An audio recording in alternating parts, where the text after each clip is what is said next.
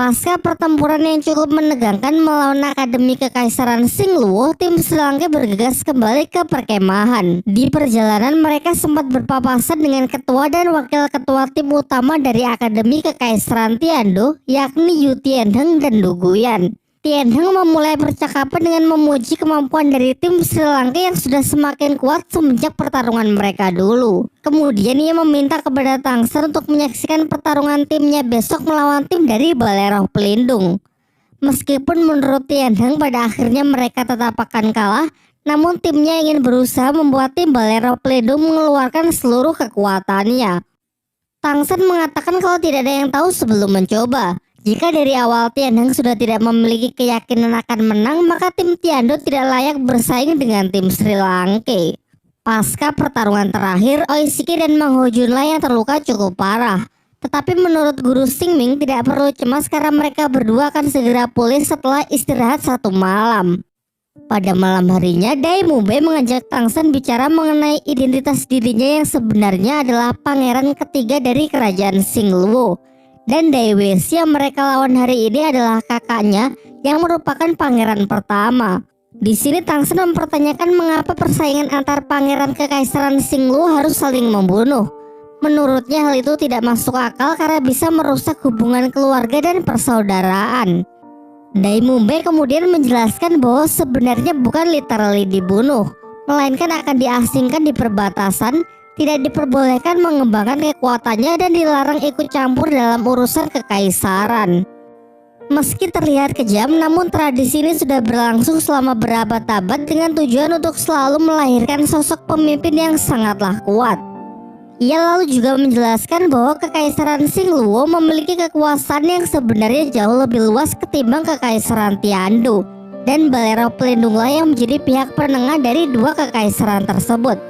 Karena jika sampai perang pecah dan Kekaisaran Xingluo berhasil mengambil alih kekuasaan atas Tiando, maka kekuatan tempurnya akan menjadi jauh lebih kuat, yang dikhawatirkan bisa dengan mudah mengalahkan Balai Roh Pelindung itu sendiri, sehingga dengan alasan itulah pihak mereka terus menjaga kestabilan tersebut. Dai Mubei sudah memutuskan bahwa ia dan Suying akan kembali ke kerajaan Xingluo setelah turnamen berakhir, mengingat ia sudah berhasil menandingi kakaknya. Ia kemudian menawarkan kepada Tangsen untuk ikut dengannya, karena Kekaisaran Xingluo akan menjadi tempat yang sangat aman. Kekuatannya lebih besar dari Kekaisaran Tiando dan bahkan Balai Roh Pelindung pun tak akan berani macam-macam. Namun Tangsen belum bisa mengiyakan tawaran tersebut dan ingin meminta saran dari Master Xiao terlebih dahulu. Mubei pun tak akan memaksa. Tetapi jika ingin ikut dengannya, ia bersedia menyediakan tempat berlatih terbaik kepada Tangsen agar bisa terus mengembangkan potensinya. Dan kelak jika dirinya sudah menjadi kaisar dari Kekaisaran Xingluo, ia berjanji akan menjadikan Tangsen sebagai penasihat dari seluruh pasukan militernya. Tangsen mengatakan kalau nanti ia memutuskan memilih salah satu pihak, maka pihak Dai Mubei akan menjadi pilihan pertamanya. Selain itu, jika kelak Mubei mengalami masalah dan memerlukan bantuannya, ia berjanji pasti akan datang tidak peduli mau sejauh apapun. Keesokan harinya tibalah pertarungan tim dari Akademi Tiando melawan tim dari Balai Roh Pelindung. Dijelaskan kalau sejauh ini Balai Roh Pelindung belum menunjukkan kekuatannya yang sebenarnya, dan kali ini untuk pertama kalinya 3 Master Roh yang mendapatkan julukan sebagai generasi emas Balai Roh Pelindung pun diturunkan. Yang pertama bernama Xie Yue, Master Roh level 52, pemilik kekuatan roh pelindung belati bulan sabit. Yang kedua bernama Hu Lena, Master Roh level 53, pemilik kekuatan roh pelindung rubah iblis. Teknik hipnotisnya bahkan dijelaskan lebih kuat dari teknik roh milik Xiao Wu. Dan yang ketiga bernama Yan, Master Roh level 51, pemilik roh pelindung api vulkanik. Selain itu, keempat Master Roh di belakangnya juga masing-masing memiliki kemampuan unik yang tentunya tidak bisa dipandang remeh. Di sisi seberang ada tim Kekaisaran Tiando yang masih diketuai oleh Yu Tianheng, Master Roh level 43, yang merupakan keturunan langsung dari Sekte Naga Tiran Petir Biru. Tepat di sampingnya adalah Du Guyan yang selama ini kita kenal sebagai cucu dari kakek Dugu. Secara keseluruhan, kekuatan dari tim Kekaisaran Tiando masih jauh berada di bawah tim Balai Roh Pelindung. Bahkan ketuanya saja sudah terpaut 9 level. Meskipun kemarin telah dibuktikan tim Sri Lanka bahwa level bukanlah segalanya, tetap saja pertarungan ini pasti akan menjadi sangat berat bagi Tian Heng dan kawan-kawannya. Di awal pihak Bolero Pelindung menyerang mental lawan dengan mengatakan agar pertarungan ini tidak perlu dilanjutkan, mengaku kalah saja karena sudah jelas siapa yang akan menjadi pemenangnya. Namun Tian Heng tak goyah dengan gertakan tersebut dan tetap menunjukkan kepercayaan dirinya yang masih sangat tinggi.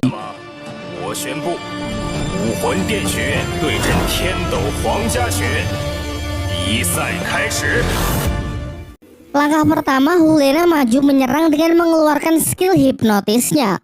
Menyadari hal itu, Tian Heng segera memerintahkan anggota timnya agar tidak melihat mata musuh. Namun ternyata itu hanyalah sebuah pengalih perhatian.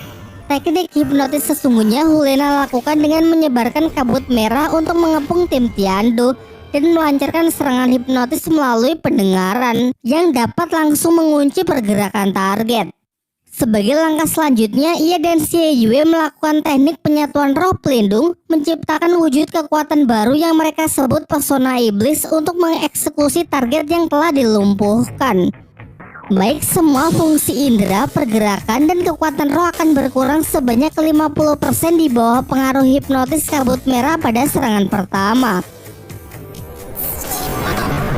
Selain itu, tebalnya kabut merah juga membatasi penglihatan anak-anak Tiando sehingga mereka tidak bisa mengantisipasi dan memprediksi dari mana arah serangan musuh. Tanpa tahu pasti apa yang sebenarnya telah terjadi di dalam kabut, 5 master roh dari tim Kekaisaran Tiando satu persatu mulai dijatuhkan.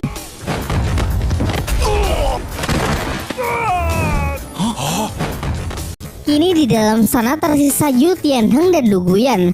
Hanya perlu menunggu waktu sampai mereka berdua juga berhasil dikalahkan. Diperlihatkan Yu Tianheng yang berusaha keras untuk tetap menjaga kesadarannya.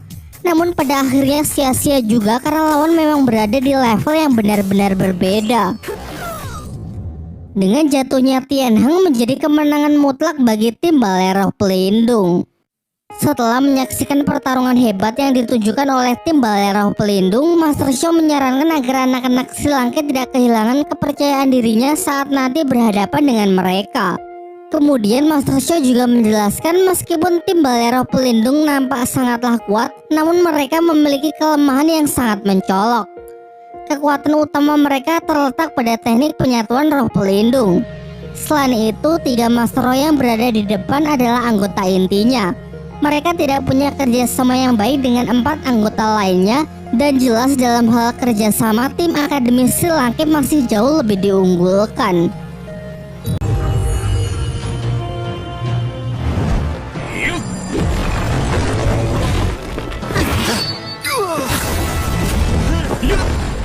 Pertarungan demi pertarungan telah berlalu meskipun scene lengkap pertarungannya tidak diperlihatkan. Kini terpilih 3 tim yang masuk ke pertandingan 3 besar, yaitu tim dari Akademi Chanfeng, tim dari Akademi Sri Lanka, dan tim dari Bolero Pelindung. Singkat cerita, hari pertarungan pun telah tiba. Arena yang dipilih berbeda dari arena babak sebelumnya, dan kali ini dalam upacara pembukaannya, Bibidong sang pemimpin suci Bolero Pelindung memberikan sambutannya. Semua peserta berlutut untuk memberikan hormat.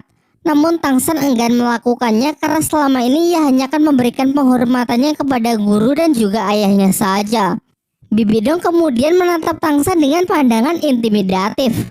Sehingga untuk mengantisipasi hal itu, Tangsan segera mengaktifkan mata iblis ungunya.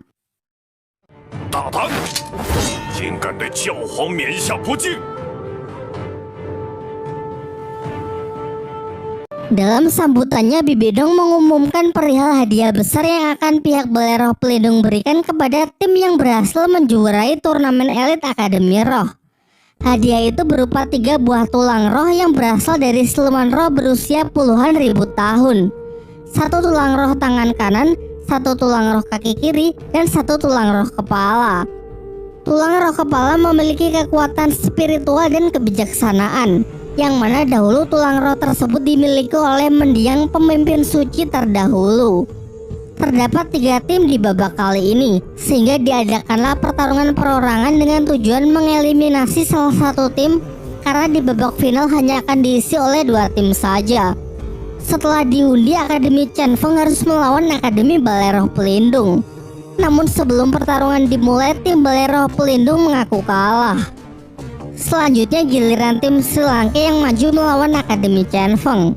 Namun di sini Master Xiao menyadari kalau ini adalah taktik dari Balai Roh Pelindung yang sudah bekerja sama dengan Akademi Chen-Feng. Oleh karena itu ia tidak ingin terjebak dalam permainan mereka dan memutuskan untuk menyerah saja.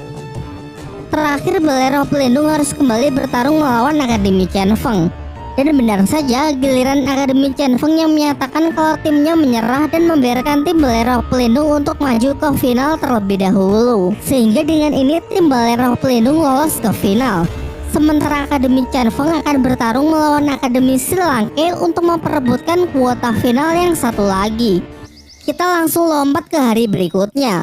Kedua tim maju untuk memulai pertarungan memperebutkan kuota untuk masuk ke final melawan tim Balai Roh Pelindung. Terlihat Wu yang menjelaskan bahwa sebenarnya tujuannya bekerja sama dengan Balai Roh Pelindung adalah agar ia bisa diberikan kesempatan untuk kembali bertarung melawan Tang San. Meskipun terlihat kalau Tang San tidak terlalu menggubrisnya. Di atas arena kedua tim pun sudah siap dengan formasi masing-masing. Tim Akademi Chen-Feng menjadikan Feng Xiaotian sebagai ujung tombaknya.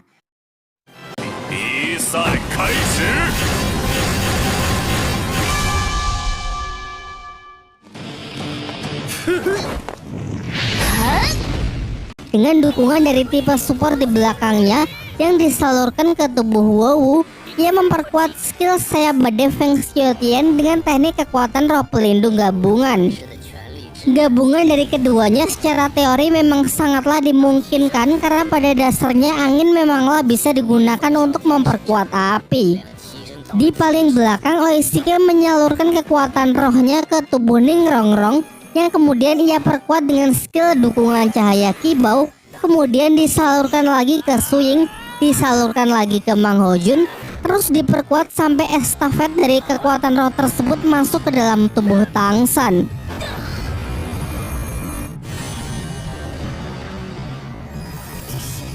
Dan inilah teknik penyatuan kekuatan roh 7 orang. Semua yang hadir pun benar-benar dibuat tercengang, karena biasanya teknik penyatuan kekuatan roh hanya bisa dilakukan oleh orang yang memiliki teknik dan jenis roh pelindung yang mirip. Teknik yang sama pernah ditujukan oleh anak-anak dari Akademi Changhui dulu di babak penyisihan, dan memang benar mereka memiliki jenis roh pelindung yang sama sehingga bisa menyatukan energi untuk memperkuat skill rohnya. Namun ketujuh monster Sri Lanka ini ternyata sanggup melakukannya, padahal jelas-jelas setiap anggotanya memiliki jenis roh pelindung dan teknik yang berbeda-beda. Tentu saja di balik kejeniusan dari teknik ini ada Master Xiao yang memang memiliki teori dan pengetahuan yang luar biasa mengenai dunia roh. Setelah cukup menyerap kekuatan roh dari teman-temannya, Tang San langsung merapalkan teknik untuk memanggil roh pelindung terkuatnya, yakni Palu Hao Tian. Sementara itu Feng Xiaotian melihat kalau inti dari teknik Sri Lanka berada pada Ning Rongrong. Menurutnya asalkan ia bisa menjatuhkannya, pasti teknik ini akan hancur. Tanpa rasa ragu ia pun bergegas menggunakan teknik badai iblis 36 sayatan tanpa henti untuk memulai serangan. Teknik yang sama dengan teknik yang membuat Tang San benar-benar kesulitan di babak kemarin. Ia maju dengan kecepatan tinggi, berencana mengambil kesempatan sebelum kekuatan Tang San mencapai puncaknya. Menanggapi hal itu, Tang San segera mengaktifkan teknik mata iblis ungu, yang mana salah satu kemampuannya adalah mampu melihat pergerakan secepat apapun. Dan setelah menunggu timing yang tepat, ia melompat ke arah Feng Xiaotian untuk menghantamnya menggunakan Palu Hao Tian. Serangan itu Tang San arahkan ke sayap untuk meminimalisir cedera fatal yang mungkin bisa diterima oleh Feng Xiaotian. Namun meski begitu, serangan tersebut begitu kuat sampai-sampai membuat target terlempar jauh dan tak sanggup untuk bangkit lagi. Memang benar bahwa di pertarungan sebelumnya teknik ini benar-benar menyulitkan Tang San dan memaksanya untuk bertarung dalam waktu yang cukup lama. Namun siapa sangka sekarang ia bisa mengalahkannya hanya dengan sekali serang saja. Pada dasarnya sama-sama menggunakan teknik penyatuan, tetapi jelas terlihat perbedaannya karena di pihak Tang San ada 6 orang yang memberikan dukungan. Sementara Feng Xiutian hanya mendapatkan dukungan dari 3 orang saja. Gap kekuatannya terlalu besar. Selain itu, kesalahan terbesar dari Feng Xiutian adalah menggunakan teknik yang sama saat berhadapan dengan Tang San dulu. Tentunya semenjak pertarungan terakhir mereka dulu, Tang San sudah jauh meneliti mengenai teknik 36 sayatan tanpa henti milik Feng Xiutian tersebut. Ia merumuskan sebuah teori bahwa teknik tersebut memiliki kelemahan yang sama dengan teknik palu acak miliknya, yaitu selama teknik tersebut bisa diganggu di awal, maka kekuatannya tidak akan bisa dikerahkan. Mengandalkan penglihatan unik miliknya, sedari awal Tang San sudah menangkap pergerakan dari Feng Xiutian. Dan ketika Feng Xiutian masih menambahkan kecepatan, merupakan waktu yang tepat untuk mengganggunya sebelum mencapai kekuatan puncak. Namun kini Master Xia merasa kalau situasi Tang San menjadi lebih berbahaya karena Palu Houtian telah diperlihatkan terlalu banyak, yang mana hal ini membuat hasrat Balero Pelindung untuk membunuhnya pasti akan menjadi lebih kuat. Ketika menyaksikan Feng Xiutian yang telah dikalahkan hanya dengan 1 serangan saja, membuat Huo Wu sangat kesal. Bersama anggota yang masih tersisa, ia segera merapalkan teknik untuk melakukan serangan balasan. Di waktu itu juga Tang San bergegas menarik kembali Palu Houtian yang wujudnya sekarang lebih besar dari tubuhnya sendiri. Dan bukannya surut, kekuatan dari Palu Houtian justru semakin menggila. Seakan Tang San akan bersatu dengan roh pelindungnya tersebut. Perlu diketahui bahwa teknik ini merupakan teknik perwujudan roh pelindung yang harusnya hanya bisa dilakukan oleh Master Roh yang telah mencapai level 70 ke atas. Dengan kekuatan yang didapat dari ke-6 temannya, ditambah lagi peningkatan dari skill support cahaya Ki Bouning Rongrong, Guru Liu Erlong mengatakan kalau kekuatan Tang San sekarang pasti sudah setara dengan Master Roh level 70. Tidak ingin menunggu sampai Tang San benar-benar mencapai kekuatan puncaknya, Wu Suang bersama anggota lainnya yang belum ingin menyerah segera maju untuk mengganggu Tang San. Tetapi sayangnya mereka terlambat. Ledakan dari energi yang Tang San kumpulkan lebih dari cukup untuk menjatuhkan seluruh anggota tim dari Akademi Chen Feng. Namun sialnya karena kekuatan yang terkumpul terlampau besar membuat Tang San hilang kendali dan terlihat ingin meluapkannya melalui serangan dari teknik palu acak miliknya, meskipun jelas-jelas timnya sudah menang atas Akademi Chen Feng. Tekanan yang ditimbulkan dari Palu Houtian Tang San begitu kuat yang dikhawatirkan bisa meluluhlantahkan seluruh arena.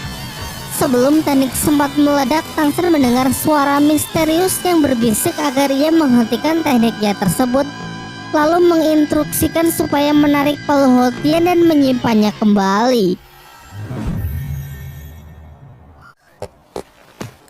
Diumumkanlah bahwa tim dari Akademi Silangke menjadi pemenang dalam pertarungan kali ini sehingga berhak maju ke babak final besok melawan tim dari Balai Roh Pelindung.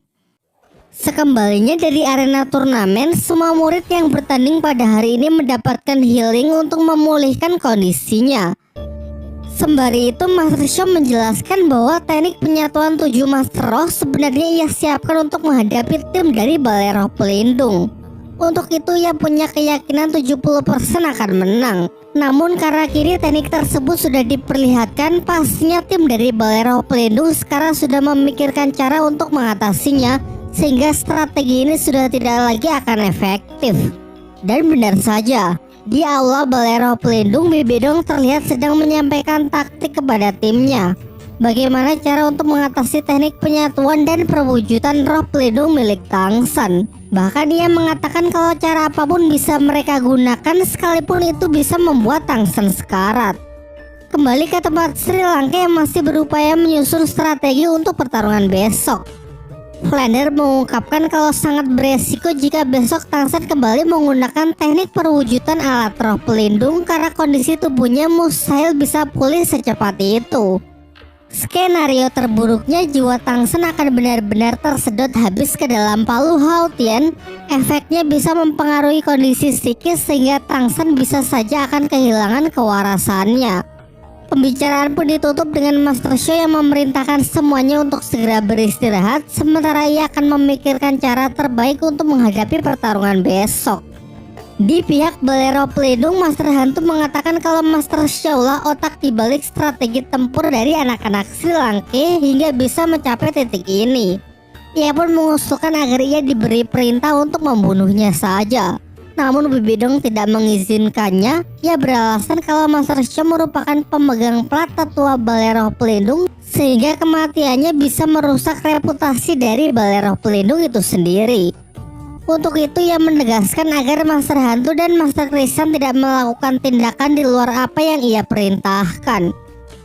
Akan tetapi sebenarnya di balik alasan itu, Bibi Dong ingin melindungi Master Shao karena jauh di lubuk hati. 我能做的也只有保护你的安全。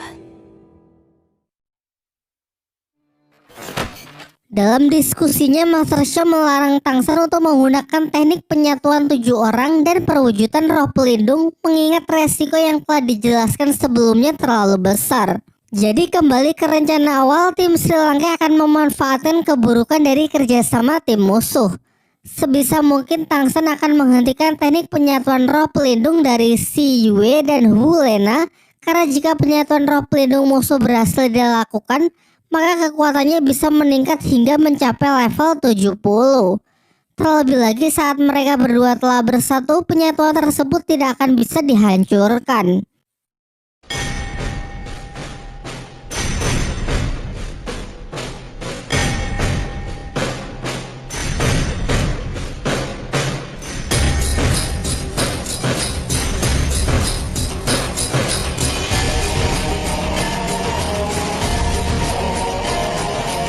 Dalam perjalanan menuju arena babak final, tim Sri Lanka berpapasan dengan tim lain yang sudah lebih dulu gugur dari turnamen.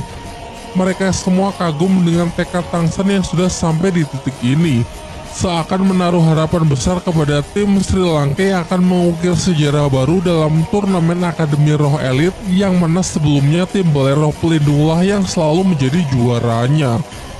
Flander lalu menyampaikan pidatonya sebelum memasuki arena. Ia mengungkapkan kalau ia sangat bangga bisa membimbing anak-anak jenius seperti mereka. Kini setelah pertarungan ini baik menang maupun kalah, semua murid akan dinyatakan lulus dari Akademi Sri Lanka, sehingga setelah itu mereka harus mulai mengambil jalannya masing-masing.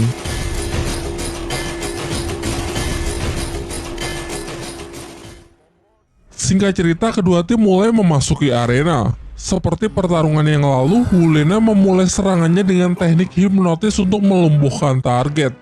Akan tetapi Tangsan pastinya sudah mengantisipasi hal tersebut. Ia menyadari kalau teknik hipnotis Hu Lena disalurkan melalui penglihatan dan pendengaran. Selanjutnya ia memberikan perintah kepada Xiao yang juga menguasai teknik hipnotis untuk mematahkan teknik hipnotis musuh. Terbilang cara yang cerdik untuk melawan hipnotis dengan hipnotis. Meskipun gagal melancarkan serangan hipnotisnya, Hu Lena masih mempunyai teknik kabut merah untuk membatasi pergerakan dari tim Sri Lanka. Kesempatan itu ia gunakan untuk melakukan penyatuan roh pelindung dengan Su Yue. Ditambah dengan adanya dukungan dari tipe support di belakangnya, membuat mereka berdua dengan segera bisa langsung bersatu dan siap menyelesaikan pertarungan dengan cepat seperti apa yang mereka lakukan kepada tim dari Akademi Tiando. Sementara itu, Tangsan mulai mengingat perkataan dari Tianheng. Meskipun Tianheng tahu kalau timnya tidak akan bisa menang, ia tetap mengambil resiko bertarung dengan tujuan supaya tim Balai Roh Pelindung bisa segera menunjukkan teknik pamungkasnya tersebut, membukakan jalan kepada tim Sri Lanka untuk bisa mengcounternya.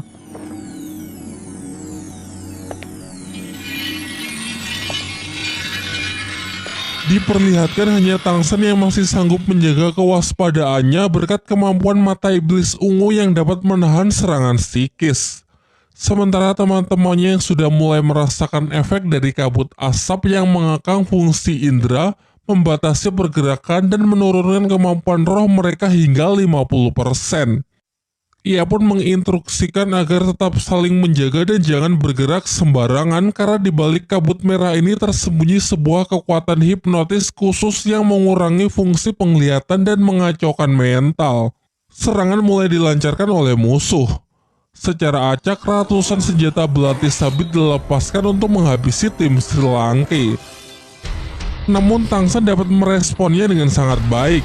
Ia melempar teman-temannya keluar ke tempat yang aman, sedangkan dirinya secara akurat bisa memprediksi arah serangan lawan dan berhasil menghalau senjata belati sabit yang asli.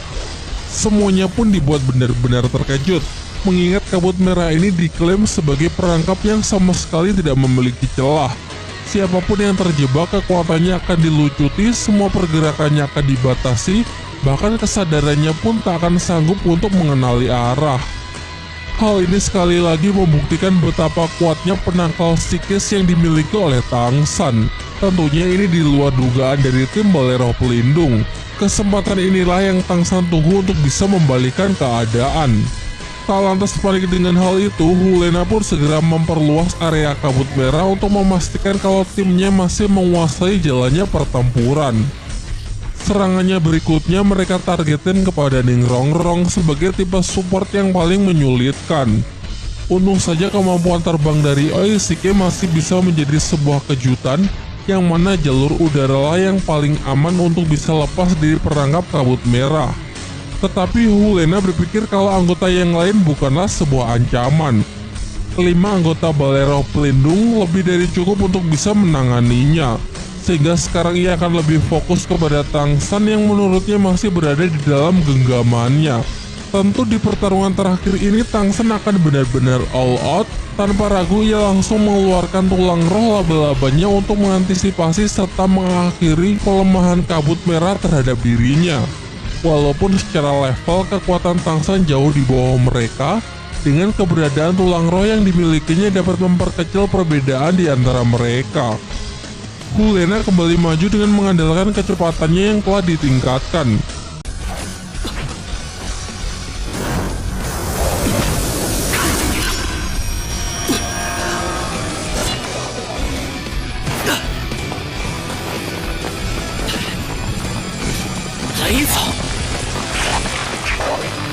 Rumput biru perak bisa dihancurkan dengan sangat mudah. Terjadilah benturan antara tulang rohnya melawan senjata musuh, dan sayangnya tulang roh Tang San tak memiliki durability yang cukup kuat untuk bisa menahan tajamnya belati bulan sabit.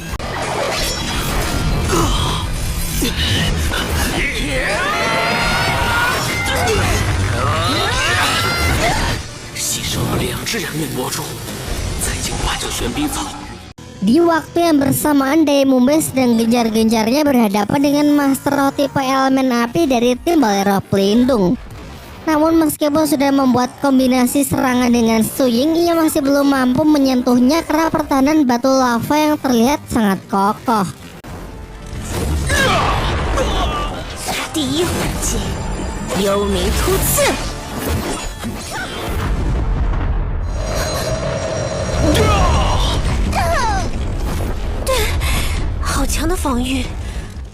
Sementara tim Sri Lanka yang lain berhadapan dengan Master Roh yang memiliki skill serangan jarak jauh yang sangat kuat, namun masih belum cukup kuat untuk menebus perisai pelindung emas milik Xiaowu.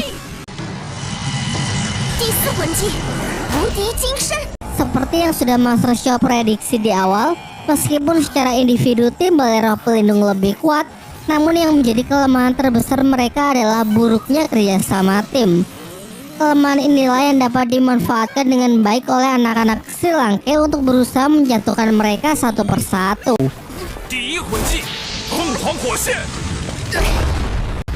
Di dalam kabut, Tang San masih bertarung dengan begitu sengit melawan teknik gabungan roh pelindung Si Yue dan Hulena. Ia mampu mengombinasikan gerakan tulang roh 8 kaki laba-laba dengan teknik langkah hantu untuk mengimbangi kecepatan musuh.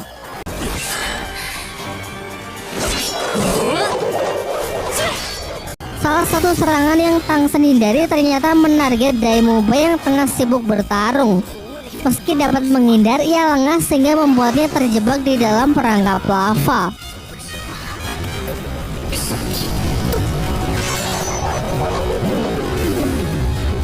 Untung saja Tang San melepaskan skill keempatnya dengan tepat, melindunginya sebelum belati bulan sabit sempat merobek ginjalnya.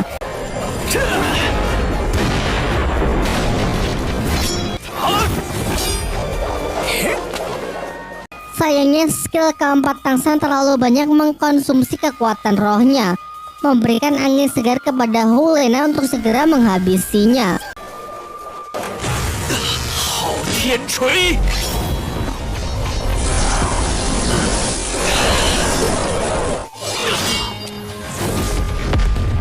Dua sabit bulan langsung ditembakkan ke arahnya. Karena tak mungkin menangkis keduanya secara langsung, Tangsan menggunakan teknik rahasianya. Dengan perhitungan matematis, ia dapat mengukur seberapa kuat dan serangan sudut yang tepat untuk menghalau serangan belati sabit yang kedua. Secara teori, teknik penyatuan roh pelindung mengkonsumsi banyak kekuatan roh.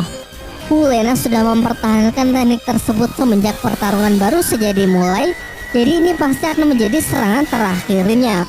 Bentrokan yang begitu dahsyat mematahkan satu persatu tulang roh kaki laba-laba milik Tangsan. Tepat setelah semuanya patah, ia menghantam lawan dengan palu Haotian, memisahkan teknik penyatuan roh Siyue dan Hulena yang memang sudah mencapai batasnya. Namun karena hal itu, kondisi Tangsan juga tak lebih baik. Dengan patahnya seluruh tulang roh menyisakan luka yang sangat parah. Sementara Siyue dan Hulena meski kehabisan kekuatan roh namun masih sanggup berdiri. Jadi apakah ini pertanda kekalahan Tangsan? Oh, tentunya tidak semudah itu. Dari sinilah Tangsan menunjukkan kemampuan yang sesungguhnya, yaitu serangan senjata rahasia dari Sekte Tang. Namun karena aturan yang melarang penggunaan senjata selain roh pelindung, ia memanfaatkan pecahan tulang roh untuk melepaskan tekniknya tersebut. Ia menyebutnya dengan sebutan pantulan sayap kelelawar. Meski pada awalnya dapat ditangkis dan dianggap remeh oleh musuh, namun kengerian dari senjata rahasia adalah kemampuannya yang memberikan serangan kejutan dari arah yang tidak dapat diprediksi. Dengan perhitungan yang sangat tepat secara matematis dapat membuat senjata rahasia terbang dengan jalur khusus, arah tembakan dan sudutnya sulit untuk ditebak. Walaupun tidak memberikan serangan fisik langsung yang parah, efek racun laba-laba yang masuk melalui luka sayatan sangatlah kuat hingga sanggup melumpuhkan target hanya dalam hitungan detik. Pecahan tulang roh yang Hulena dan Siyue tangkis dimanfaatkan untuk saling melukai. Dengan ini keadaan pun berubah drastis. Dari pihak balai roh pelindung hanya master tipe elemen api yang dapat menghalau pecahan tulang roh. Meski Tangsan sudah jatuh pingsan, masih ada 6 anggota lain yang siap mengepungnya. Mube melakukan teknik fusion dengan Su Ying, melancarkan serangan kombinasi dengan Mang Hojun, dan masih diperkuat lagi dengan teknik support cahaya Kibo dari Ning Rongrong. Sudah jelas tak butuh waktu lama bagi musuh untuk mampu bertahan, dan pada akhirnya seluruh anggota tim balai roh pelindung pun berada di dalam tekanan.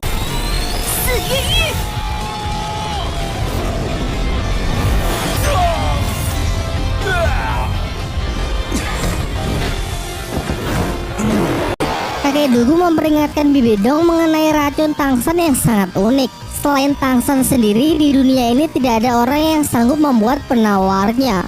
Dengan sedikit nada menyindir, ia mengatakan jika pertarungan tidak segera dihentikan, pihak balai roh pelindung dikhawatirkan akan kehilangan generasi emas mereka. Setelah mendengar ancaman tersebut, dengan terpaksa Bibi Dong pun memberikan isyarat agar tim balai roh pelindung segera mengaku kalah. Sehingga dengan ini tim dari Akademi Sri Lanka resmi dinyatakan sebagai juara dalam turnamen Akademi Roh Elit. 赢了，赢了，史莱克赢了，赢了，我们赢了，赢了。 Setelah mendengar pernyataan tersebut, Ning Fengxi menggunakan skill healing supernya untuk memulihkan semua orang yang terluka. Ledakan dari skill tersebut yang tiba-tiba sempat membuat Xiao terkejut hingga bunga langka dari Tangsan yang selalu ia bawa terjatuh. Seketika itu juga para master kelas atas dapat merasakan kalau gejolak aura yang dipancarkan tubuh Xiao ternyata berbeda dengan anak-anak yang lain. Namun Bibi Dong masih belum ingin mengambil tindakan mengenai kejanggalan yang ia rasakan. Ia berjalan ke arah Tangsan yang telah siuman untuk memintanya segera mengobati racun di tubuh para anggota tim balai roh pelindung. Dengan mematuhi aturan yang diberlakukan dalam turnamen untuk tidak membunuh lawan, Tangsan pun menuruti permintaan tersebut. Namun tidak seluruh racun ia serap kembali. Ia sengaja sedikit menyisakannya dan sisa tersebut akan baru hilang setelah beberapa bulan. dengan tujuan agar anak-anak balai roh pelindung mendapatkan pelajaran dan ganjaran atas sikap arogansinya. Ketika berjalan ke arah teman-temannya, Tangsan mulai merasakan kejanggalan, yang mana ia merasa kalau semua tatapan kuat di tempat ini sepertinya tertuju kepada Xiao Wu. Acara berikutnya adalah penyerahan hadiah dan penghargaan untuk tim Akademi Sri Lanka yang telah menjadi juara baru dalam turnamen Akademi Roh Elit tahun ini. Sesuai dengan apa yang telah Bibi Dong janjikan pada pembukaan babak final kemarin, tim yang berhasil menjuarai turnamen ini berhak mendapatkan hadiah berupa 3 tulang roh yang mana merupakan harta karun paling berharga milik Balai Roh Pelindung. Walaupun Dai Mubei adalah ketua tim, namun ia secara sukarela memberikan kehormatan ini kepada Tangsan karena menurutnya Tangsanlah anggota tim yang memberikan banyak pengorbanan serta kontribusi terbaik. Saat penyerahan hadiah, Bibi Dong mencoba memberikan tawaran kepada Tangsan agar bersedia bergabung dengan Balai Roh Pelindung. Namun tanpa berpikir 2 kali, Tangsan menolak tawaran tersebut karena memang ia lebih suka bebas tanpa dibawa kendali dan tekanan oleh pihak manapun. Tulang roh merupakan atribut yang tidak bisa diserap oleh sembarang orang karena dibutuhkan kecocokan tipe jenis roh. Maka dari itu, Master Xiaola yang paling paham untuk mendistribusikan ketiga tulang roh tersebut kepada murid-muridnya. Tulang roh kaki kiri sebagai atribut kecepatan akan diberikan kepada Su Ying. Tulang roh tangan kanan dapat memperkuat elemen api sehingga Mang Ho Junlah yang paling pantas untuk menerimanya. Sementara untuk tulang roh kepala kebijaksanaan, Tangsan merasa tidak enak dengan Ning Rongrong. Namun Ning Rongrong mengatakan kalau ia sama sekali tidak keberatan jika memang Tangsan yang lebih cocok dan ingin mengambilnya, karena bagaimanapun juga Tangsanlah yang sudah memberikan effort paling besar di sepanjang turnamen. Master Xiao kemudian ingat kalau Tangsan masih menyimpan tulang roh yang ia dapat dari Master Xinian. Selain sangat cocok dengan Master Roh tipe serangan psikis, tulang roh tersebut juga akan sangat cocok untuk tipe support seperti Ning Rongrong. Barulah setelah acara bagi-bagi rezeki tersebut, pihak Balai Roh Pelindung pun mulai menunjukkan taringnya. Bibi Dong segera memberikan perintah kepada 2 Master Rohnya untuk menangkap Xiao Wu. Namun untung saja serangan itu dapat dihentikan oleh Chen Xing si Master Pedang. Tidak berhenti sampai di situ, puluhan Master Roh yang telah Bibi Dong siapkan di belakang mulai berdatangan untuk mengepung mereka. Jelas alasannya karena kini terungkap sudah kalau Xiao Wu adalah jelmaan dari siluman roh berusia ratusan ribu tahun yang telah bermutasi menjadi wujud manusia. Aura silumannya selama ini tersamarkan oleh kekuatan bunga langka yang selalu ia bawa. Dan tadi saat bunga tersebut jatuh, aura siluman di tubuh Xiao Wu dapat dirasakan dengan jelas oleh para master bergelar Daoluwu. Tangsan kemudian menjelaskan situasinya kepada teman-temannya yang masih kebingungan kalau memang benar bahwa Xiao Wu bukan manusia asli, melainkan siluman roh yang bermutasi. Sebenarnya ia sudah tahu terlebih dahulu. Waktu itu kekuatan mata iblis ungunya mengalami peningkatan pesat sehingga dapat melihat aura berbeda yang terpancar dari dalam diri Xiao Wu. Namun kendati demikian, kasih sayang Guru Liu Orlong kepada Xiao Wu sama sekali tidak berubah. Begitu pula dengan Dai Mubei, ia mengatakan dengan tegas memang apa pentingnya mempermasalahkan siluman atau manusia. Karena baginya Xiao Wu tetaplah bagian dari Akademi Sri Lanka. Dukungan juga terus berdatangan dari guru dan teman-temannya yang lain. Mereka berjanji akan selalu bersatu baik hidup maupun mati. 今日我就成全你们。 3 mantan personil tim segitiga emas maju di garis depan untuk melindungi murid-muridnya. Dan masih ada kakek Dugu yang sudah menyatakan kalau dirinya adalah bagian dari Akademi Sri Lanka juga. Tentunya sebagai pemimpin suci dari Balai Roh Pelindung, kekuatan dari Bibi Dong benar-benar tidak terbayangkan. Dengan tekanan yang ia lepaskan dari cincin roh merah berusia ratusan ribu tahun cukup untuk membatasi pergerakan dari kakek Dugu dan segitiga emas yang bahkan telah menggunakan teknik penyatuan kekuatan roh pelindung. 不自量力！ Pertempuran pun pecah. Kakek Dugu bertarung sengit melawan Master Krisan, sementara Master Hantu diserahkan kepada Chen Xing dan mencegahnya agar mereka berdua tidak bersatu. Tekanan yang diberikan oleh Bibi Dong semakin lama juga semakin bertambah kuat. Guru Liu Erlang pun menyuruh Xiao untuk segera melarikan diri, sementara ia bersama guru-guru yang lain akan menahannya selama mungkin.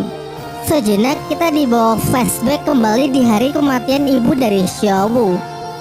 Kala itu Bibi Dong yang ditemani dua master bergelar Dou Luo datang ke hutan perburuan bintang untuk berburu cincin dari siluman roh.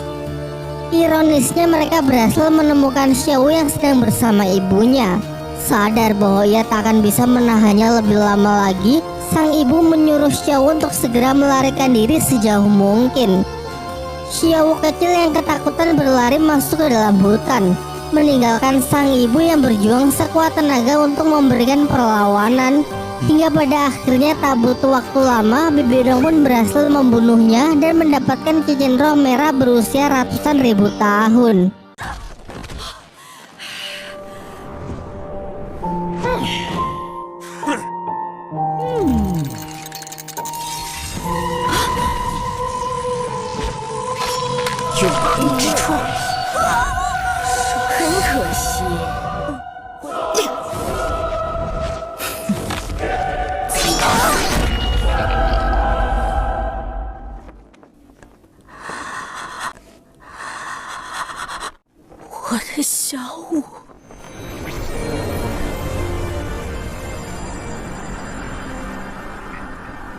Meskipun Xiao berhasil selamat, kematian dari sang ibu menyisakan luka dan penyesalan yang teramat dalam. Kini Xiao ingin menebus penyesalannya waktu itu. Ia enggan untuk melarikan diri lagi dan lebih memilih untuk mengorbankan dirinya sehingga guru dan teman-temannya bisa selamat.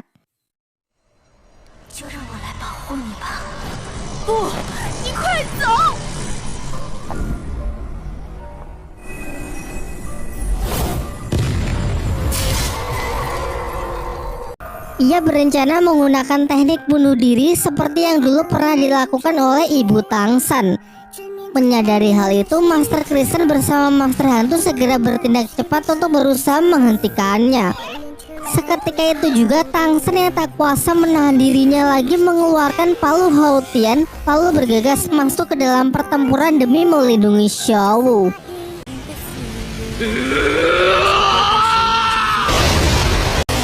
Tetapi di detik-detik terakhir sebelum kekuatan mereka bertumbukan, sebuah palu Haotian lain yang diselimuti kekuatan roh berwarna merah muncul untuk memisahkan kedua belah pihak. Langit dan bumi pun seraya bergetar ketika Tang Hou mengangkat palu Haotian, yaitu bersiap merilis teknik perwujudan roh pelindung dalam skala yang jauh lebih besar. Bibi Dong bersama dua bawahannya maju untuk berusaha menahannya. 教皇殿前，教皇殿。